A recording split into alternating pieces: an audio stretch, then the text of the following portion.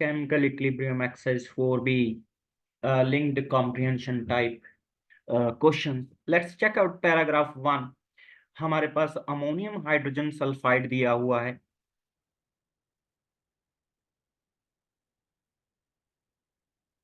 306 ग्राम. ना ammonium hydrogen sulphide का molar mass is 51. तो इसका मतलब अमोनियम हाइड्रोसल्फाइड के हमारे पास 6 मोल गिवन है. 4.1 लीटर इवैक्यूएटेड फ्लास्क का हीट कर दिया गया है. This solid decomposes into gaseous ammonia plus H2S. At equilibrium H2S के 170 ग्राम प्रेजेंट है. Now molar mass of H2S is 34. इसका मतलब इसके 5 मोल प्रोड्यूस हुए. इसका 5 मोल प्रोड्यूस हुए. तो मैं स्टोकियोमेट्री अप्लाई करके क्या निकाल सकता हूँ? ये सॉलिड है, ये गैस है और ये गैस है. हम स्टोकियोमेट्री अप्लाई करके क्या निकाल सकते हैं कि कितना सॉलिड हमारा बच गया है. Now we started with 6 mole. Let's say x mole react कर गए हैं इक्विलिब्रियम तक. x और ये x मोल का वैल्यू हमें 5 दिया हुआ है. तो इसका मतलब 1 मोल हमारे पास बचा है, that is 51 gram. Option A. Question number second, paragraph 1. Kp for the reaction at 27 degrees Celsius, to 27 degrees Celsius. Okay. We have already calculated कि equilibrium पे अमोनिया का x मोल है, that is 5 मोल. H2S 5 मोल है. तो Kp का value हमें निकालना है. तो what we are going for Kc first of all. Kc is equal to concentration of ammonia, that is number of moles upon volume of the vessel, into number of moles of H2S divided by 4.1. Now Kc का value आ गया. We know Kp is equal to Kc RT raised to power delta Ng. Kc का value मेरे पास कितना आ गया? 25 upon 4.1 का square. R का value 0.082 by volume litre में चल रहा है. T का वैल्यू हमारे पास 500. डेल्टा Ng का वैल्यू 2 आ गया. तो यहाँ से सिंप्लीफाई करके Kp का वैल्यू जो आ रहा है that is 2500. That is option C. Question number 3. Now in the previous question हम लोगों ने ऑलरेडी देखा हुआ है कि ammonium hydrogen sulphide ammonia H2S के साथ इक्विलिब्रियम अटेन कर लेता है. इसका 1 मोल, इसके 5 मोल, H2S 5 मोल बच जाता है और Kp का वैल्यू 2500 आया था. अब हमें ये बोला गया है कि इसी इक्विलिब्रियम के अंदर जब ये कंटेनर में इक्विलिब्रियम एस्टेब्लिश था, इसमें H2S ऐड कर दी गई है. H2S ऐड करने की वजह से इक्विलिब्रियम बैकवर्ड जाएगा. अब इक्विलिब्रियम पीछे की तरफ जाएगा तो मोल्स और प्रेशर चेंज होंगे. और उससे कंडीशन क्या दी है? Partial pressure of H2S now equal to original total pressure. Okay, let's proceed. हम लोग क्या करते हैं कि Kp का वैल्यू मुझे पता है, मोल्स पता है, वॉल्यूम पता है, टेम्परेचर पता है. तो हम लोग Pv is equal to nRT लगा के इस इंफॉर्मेशन को प्रेशर की फॉर्म में कन्वर्ट कर लेते हैं. तो अमोनिया का प्रेशर कितना बना है at equilibrium? 5 RT upon V. H2S का कितना बना है? 5 RT upon V. Total pressure at this equilibrium 10 RT by V. Ammonium hydrogen sulphide solid है तो उसकी वजह से कोई प्रेशर नहीं होगा. ना एट न्यू इक्विलिब्रियम हमने H2S ऐड कर दिया. H2S ऐड करने से अब उसका नया partial pressure original total pressure के इक्वल है. मतलब now it's partial pressure is 10 RT by V. Whereas ammonia का प्रेशर इससे कम होगा क्योंकि इक्विलिब्रियम पीछे जा रहा है, उसको मैंने P मान लिया. We have enough information now to get this P value. मेरे पास Kp का एक्सप्रेशन लिख रहा हूं. Partial pressure of ammonia into partial pressure of H2S is equal to 2500. On solving this P का वैल्यू आ रहा है 25 और ये पार्शियल प्रेशर किसका है, अमोनिया का, that is B. Question number 4, when more solid ammonium hydrogen sulphide is added equilibrium को क्या इफेक्ट होगा। भाई हमने पहले भी डिस्कस किया है कि pure solid and pure liquid को ऐड करने से मेरा इक्विलिब्रियम इफेक्ट नहीं होगा, तो यहाँ पे भी कोई इफेक्ट नहीं होगा, reaction remains at equilibrium. Question number 4, question number 4 में हमें ये बोला गया है कि जो अमोनिया ब्रेक हो रहा था, जो अमोनिया प्रोड्यूस हुआ था वो फर्दर ब्रेक हो रहा है हमारा N2 एंड H2 के अंदर। तो हमें कमेंट करना है कि Kp की वैल्यू, इसकी Kp की वैल्यू और टोटल प्रेशर पे क्या इफेक्ट होगा। भाई Kp पे कोई चेंज नहीं आएगा क्योंकि टेम्परेचर कांस्टेंट है, तो Kp का वैल्यू रिमेन सेम। तो इस रिएक्शन के लिए 2500 डिग्री सेल्सियस, 2500 डिग्री। ना इसका मतलब A and B direct eliminate हो गए, we are left with C and D. Now let's see pressure के ऊपर क्या इफेक्ट हो। ये मैंने इक्विलिब्रियम के ऊपर जो प्रेशर था वो लिखा हुआ ऑलरेडी, जो हमारे फर्स्ट क्वेश्चन का हिस्सा था। नाउ जब ये अमोनिया ब्रेक हुआ है, लेट्स से इसका P1 प्रेशर कम हो गया है क्योंकि इसमें से कुछ हिस्सा आगे ब्रेक कर गया है।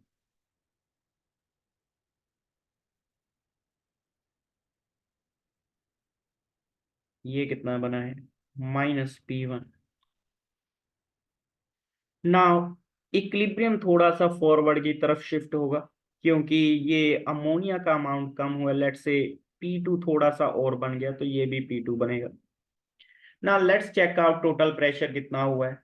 वी इनिशियल प्रेशर जो था total, that was 10 RT/V।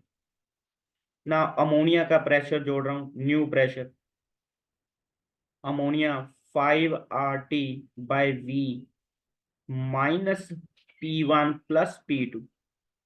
H2S का 5 RT/V + P2। अमोनिया का P1/2 + 3P1/2। Now on simplifying, what we are getting 10 RT/V plus 2P2 plus P1। तो 10 RT/V जो ओरिजिनल प्रेशर था उसमें कुछ ना कुछ ऐड हो रहा है, it means it's gonna increase. Option D.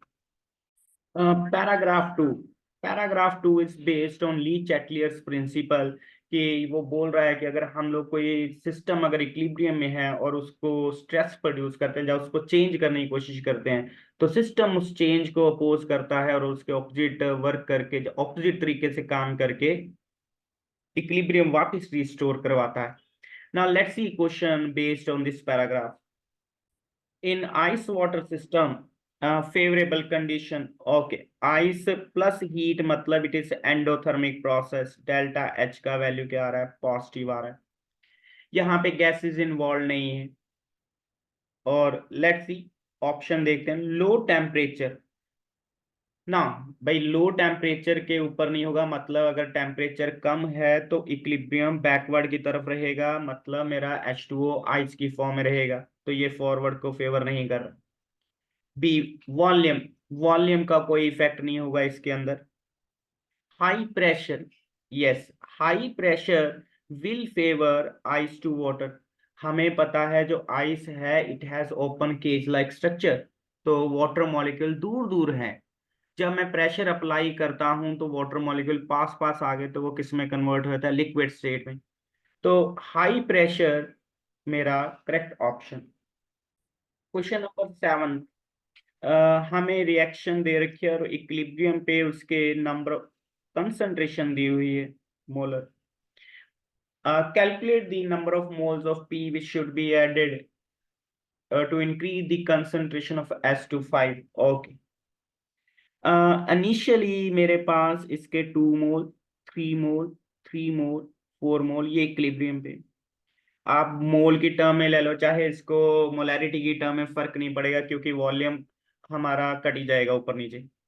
यहां से Kc का वैल्यू निकाल लेता हूं विच विल बी 2। नाउ अब हमने क्या किया है, इसमें P ऐड कर दिया, लेट से X मोल ऐड कर दिए, जब मैंने x मोल ऐड किए तो ये इक्विलिब्रियम डिस्टर्ब हो गया। अब P का अमाउंट इंक्रीज करने के बाद reaction will proceed in the forward direction. Let's say कि y मोल P का रिएक्ट कर गया है।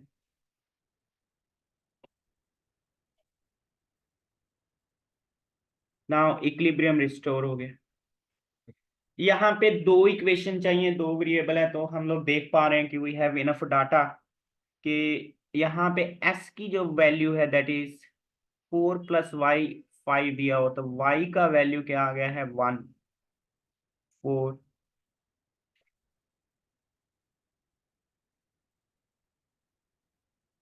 तो ये इस इक्विलिब्रियम के ऊपर हमारे नंबर ऑफ मोल्स है।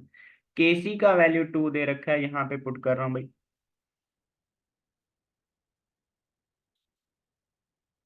Sorry, it is 4 × 5/2 x + 1। तो x का वैल्यू यहाँ पे क्या आ रहा है 4 आ रहा है, that is option D. Question number 8, when NaNO3 is heated in closed vessel, oxygen is liberating and पीछे solid NaNO2 बच जाता है, ये रिएक्शन एंडोथर्मिक है। Now at equilibrium which is correct, addition of NaNO2 favor reverse। नहीं जी, ये pure solid है, ये भी प्योर सॉलिड है, तो इनकी वजह से कोई फर्क नहीं पड़ेगा, तो ए एंड बी दोनों गए।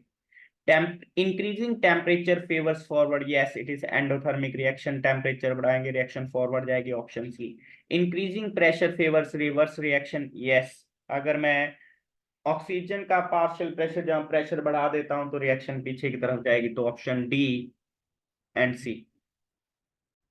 Paragraph 3 is again based on Le Chatelier's principle. Let's see question में क्या पूछा गया है। क्वेश्चन नंबर 9, हमें इक्विलिब्रियम रिएक्शन दे रखी है, O2 को ऐड किया गया है ना। अगर O2 को ऐड किया गया है, on addition of O2 reaction forward की तरफ प्रोसीड करेगी। Reaction vessel is volume of vessel is reduced, volume अगर रिड्यूस कर दिया गया है तो रिएक्शन उस डायरेक्शन में प्रोसीड करेगी जिधर गैशियस मोल कम है। तो गैशियस मोल भी फॉरवर्ड की तरफ कम है, तो दोनों जो हमारे इफेक्ट हैं वो फॉरवर्ड को पॉइंट कर रहे हैं, that is option A. Question number 10, हमें दो इक्विलिब्रियम दे रखे हैं और बोला गया है कि वॉल्यूम जो है सिस्टम का डिक्रीज कर दिया गया है, इक्विलिब्रियम किस डायरेक्शन में शिफ्ट होगा। अगर वॉल्यूम डिक्रीज किया गया है तो इक्विलिब्रियम उस डायरेक्शन में शिफ्ट होगा जिधर गैशियस मोल्स कम हो रहे हैं। तो लेफ्ट हैंड साइड कोई गैशियस मोल नहीं, तो equilibrium will shift on left hand side. Second में आपके पास लेफ्ट हैंड साइड में एक गैशियस पार्टिकल, इधर दो, तो फिर से left hand side, that is option B. now we have been given this reaction equilibrium में है। लेट्स से कि उस समय जो ए के मोल्स थे वो स्मॉल ए हैं और कैपिटल बी के स्मॉल बी हैं, रेस्ट प्योर सॉलिड हैं, तो उनकी हमें जरूरत नहीं है ना। अगर मैं ये मोल्स इंक्लूड करके चलता हूँ एट इक्विलिब्रियम, या कंसंट्रेशन इंक्लूड करके चलता हूँ एट इक्विलिब्रियम, तो केसी का एक्सप्रेशन क्या बनेगा B³/A³। नाउ हमने क्या किया है, इसके अंदर ए को ऐड कर दिया है, लेट से एक्स ऐड कर दिया, इक्विलिब्रियम डिस्टर्ब हो गया।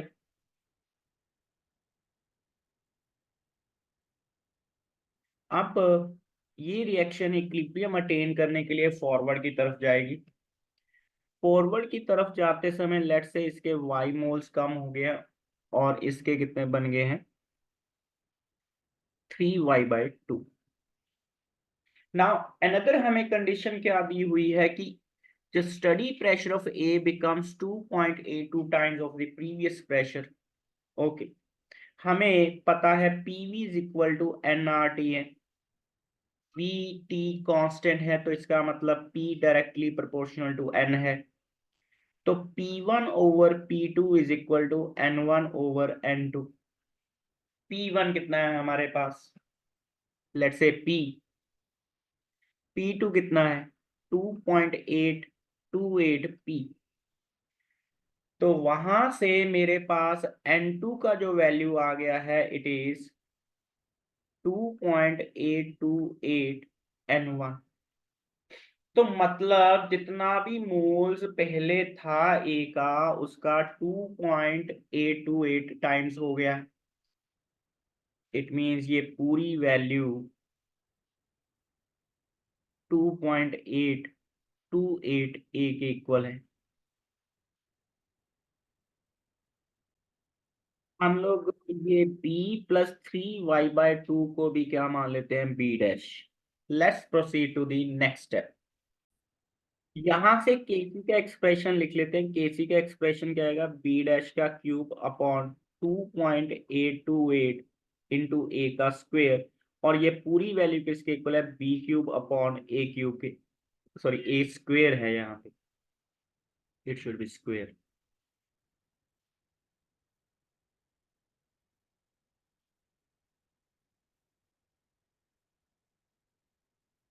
इसको पूरे को सिंप्लीफाई करके B dash is coming out to be 2b। तो b dash upon b is equal to 2। इसका मतलब final number of moles 2 times हो गए हैं इनिशियल के, तो बाय ट्वाइस फैक्टर वो बढ़ गया।